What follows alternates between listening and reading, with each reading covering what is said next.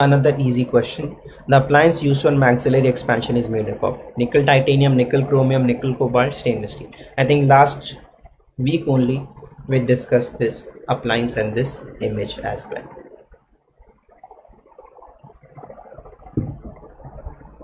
Yes, so this is a nickel titanium or NiTi expander.